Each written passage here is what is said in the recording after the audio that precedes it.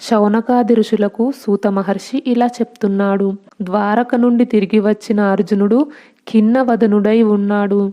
అతడు యుధిష్ఠరుని పాదాలపై బడి కన్నీరు మున్నీరుగా ఏడుస్తూ దీనుడై అన్నపాదాలపై వాలిపోయాడు. ధర్మజుడు తమ్ముణ్ణి లేవనెత్తి కన్నీరు తుడుస్తూ ఏమి జరిగిందో విషయం చెప్పు అన్నాడు.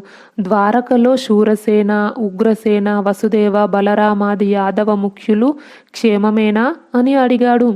వసుదేవ పత్నులేడుగురు వారి పుత్రులు కుశలమేనా అని అడిగాడు. అక్రూర, శృతసేన, ఉద్ధవాది యాదవ సజ్జనులు క్షేమమే కదా అని అడిగాడు. ప్రద్యుమ్నాది శ్రీకృష్ణ పుత్రులు బాగున్నారా అని అడిగాడు. శ్రీకృష్ణ పత్నులందరూ ఆ దేవదేవుణ్ణి సేవిస్తూ సంతోషంగానే ఉన్నారు కదా అని అడిగాడు. దేనికి బదులు చెప్పకుండా ఏడుస్తున్న తమ్మునితో చివరికిలాగన్నాడు. నాయనా అర్జున,